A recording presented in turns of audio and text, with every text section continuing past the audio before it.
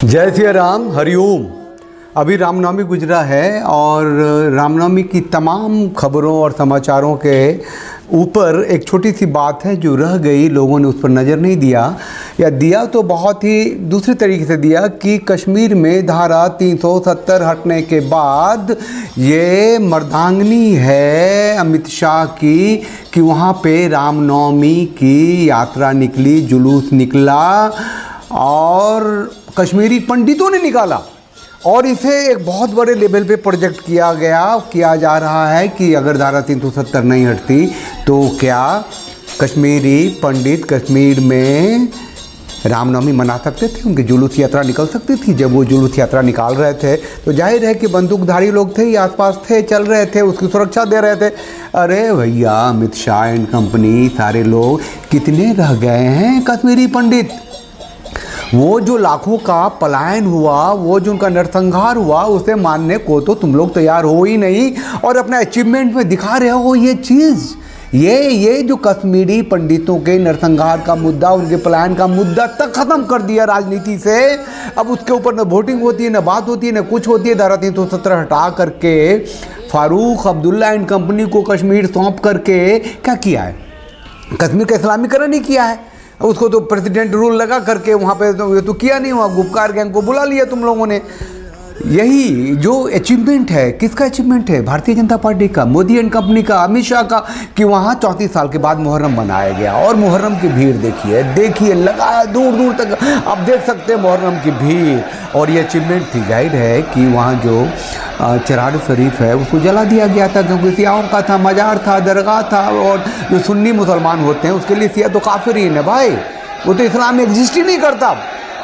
दरगाह और ये सब हजरत बल में आतंकवादी उठते पड़े हुए थे। किस लिए उठते पड़े थे भाई? हैं?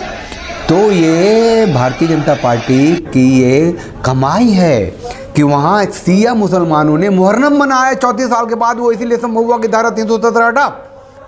तो उनका माइंडसेट यही है कि भैया जितने भी मुसलमान हो रहो, इस्लामीकरण करो, आपस में लड़ोगे तो हमें कोई ना कोई हमारी तरफ तो आएगा वोट देने के लिए। लेकिन कश्मीरी पंडितों का मुद्दा जड़ से निकाल दिया, ख़त्म कर दिया। और ये जो कश्मीरी पंडितों का ये रामनवमी का जुलूस है, ये ब्लैक मतलब क्या दिखा रहे हैं ये, और इसे अचीवमेंट की तरह दिखा रहे हैं। वहाँ के कश्मीरी विधानसभा में लत्तम पैजार हो गया भाई वक्फ के मुद्दे पे, क्योंकि जो भी एनसी का जो सरकार है, वो फारूक अब्दुल्ला का जो सरकार है वहाँ पे, और वहाँ विरोध करने के लिए चले गए। तो जम्मू रीजन से जो भारतीय जनता पार्टी के एमएलए चुन के आए हुए हैं, उन लोगों ने सपोर्ट किया और फारूक अब्दुल्ला एंड कंपनी ने विरोध किया, तो लड़ाई हो गई विधानसभा में। और उसको कहते हो कि धारा 370 हटाने का अचीवमेंट है। वहाँ जो टारगेट किलिंग जो होती है वहाँ के आर्मी को मैन इन यूनिफॉर्म की, और फिर कॉर्डन करके आप आतंकियों को मारते हो, और इधर पार्लियामेंट में आके कहते हो, अमित शाह कहते हैं, अभी कहा है कि हम आतंकी कहीं देखते हैं तो दोनों आंखों के बीच में गोली मारते हैं, ख़त्म करते हैं। आतंक को हम कहीं भी टॉलरेट नहीं करते हैं। तो कह दो ना वहाँ के आर्मी से कि भाई आतंकवाद ख़त्म करो। आतंकवाद ख़त्म करने के लिए वहाँ के लोकल इंटेलिजेंस को ख़त्म करना पड़ेगा, जो हर घर में ठुके पड़े हैं, है ना, जो रोटी पानी देते हैं, इन्फॉर्मेशन देते हैं आतंकियों की, कहते हैं कि बाहर का है, विदेश का है, वो आता कहाँ से है? वहाँ तक क्या आर्मियों को? और वो लोग जो लोकल इंटेलिजेंस है वो सब के सब वो डिस्ट्रिक्ट काउंसिल का चुनाव करा करके 4000 को तो कॉन्स्टिट्यूशनल वैलिडिटी दे दिया अमित शाह ने।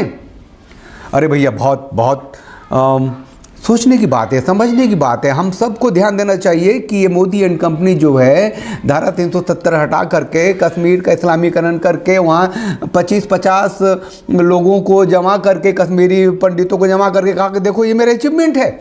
और लाखों जो वहाँ से पलायन कर गए और उनका जिनोसाइड हो गया, नरसंहार हो गया, उसको मुद्दे से ही अलग कर दिया।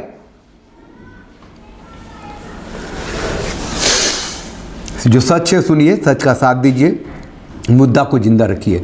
आप हिंदू हैं, सनातनी हैं, सनातन सत्ता की व्यवस्था राष्ट्र में नहीं है, होगी कि नहीं होगी पता नहीं। कोई चिरंजीवी पैदा होगा, कोई हिंदू नेता पैदा होगा या नहीं होगा, मुझे पता नहीं है। लेकिन अगर ये कश्मीरी पंडितों के नरसंहार को भूल के धारा 370 को महिमा मंडन करेंगे तो ही 50 लोग निकालेंगे पुलिस के साय में, और उनका फिर मुहर्रम निकलेगा तो हज़ारों की संख्या में निकलेंगे, और सिर्फ हज़ारों की संख्या में नहीं निकलेंगे, उस इलाके से भी निकलेंगे जहां उनको प्रतिबंध होगा, जो आर्मी का बेल्ट होगा, आर्मी का रेंज होगा, वहां होके भी निकलेंगे। और जब आर्मी उसको रोकेगी और वो फिर बदमाशी करेंगे, फिर टीयर गैस चलाना पड़ेगा, तो फिर वो जिहाद करेंगे कि हमारे मुहर्रम में हमारे या हुसैन के जुलूस पे आर्मी ने टीयर गैस चलाए और हमें पकड़ा और हमें मारा और हमें पीटा। बहुत बहुत बुरी स्थिति पैदा कर दी है, और उसको निगेटिवली, है ना, निगेटिवली उसको इन्हेंस करके, बड़ा करके दिखा रहे हैं कि धारा 370 का इम्पैक्ट है। हाँ, इम्पैक्ट है, कश्मीर का इस्लामीकरण हो गया है। मुहर्रम के लिए वहाँ कुछ ऐसे इलाके हैं जो आर्मी का कैंट है, उसके आर्मी की कैंपिंग जहाँ होती, गुजरात ने वो मना किया था, इस तरफ से मत आओ। ये मुहर्रम वाले या हुसैन करते हुए, छाती पीटते हुए उन आर्मी के दरवे में घुस गए, समझिए, उनके कैंटोनमेंट, उनके इलाके में घुस गए, तो उन्हें पकड़ा और उसको बंद किया। एक आध जगह वो भी चली, टीयर गैसेज भी चली, उसको लिए कंपेन कर दिया कि मुहर्रम मनाते हुए या हुसैन के लोगों पे उनके आर्मी ने ठोका, पीटा, टीयर गैस चलाया। अरे मोदी को पता है कि एक भी मतदान, वोट मुसलमानों का ऐसे नहीं मिलता, लेकिन उसे मुसलमानों के लिए जीना है, क्योंकि गांधी 2 है। अमित शाह को पता है उसकी सारी मर्दांगनी इस्लाम की सत्ता की व्यवस्था को ही पुख्ता करने में है। बताइए, ये रामनवमी में कश्मीर में, जिसकी ज़मीन में, जिसकी मिट्टी में, जिसके कण कण में कश्मीरी पंडित की लाशें हैं भाई, अब उसको मुद्दा ही ख़त्म कर दिया। और ये उसका, ये रामनवमी देखो, धारा 370 हटाने का प्रभाव।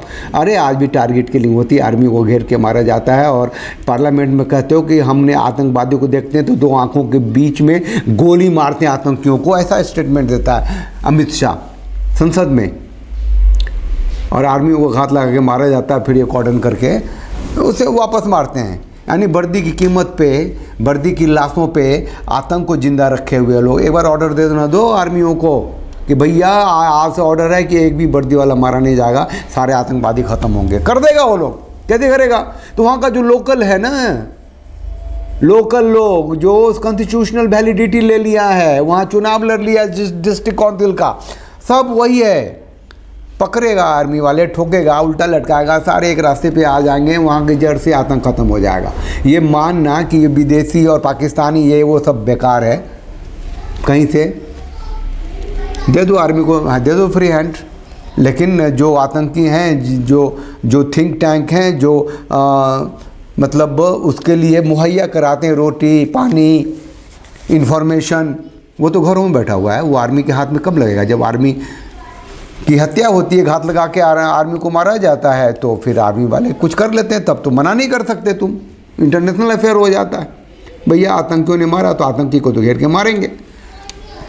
चलिए, चैनल को लाइक कीजिए, शेयर कीजिए, सब्सक्राइब कीजिए, बेल आइकन को प्रेस कीजिए, साथ रहिए, साथ दीजिए। मान के चलिए कि ये मर्द देखने वाला गृह मंत्री जो है वो हिंदुओं का तो हरगिज़ नहीं है, ना ही यहाँ की सत्ता की व्यवस्था हिंदू एट लार्ज के लिए है। वो जिस तरीके से भी हो इस्लामिक सत्ता की व्यवस्था को पुख्ता करने में लगी हुई है। जाहिर है कि हम अपने धर्म पर रहें, अपने आचार विचार संस्कार पर रहें। एक हिंदू नेता को अपने अंदर से पैदा करें, कोई चिरंजीवी तो पैदा हो, कोई बजरंगी तो हिंदुओं में से भी पैदा हो, ये ज़रूरी है। ध्यान रखिए, कोशिश भी कीजिए। जय सिया राम, हरिओम।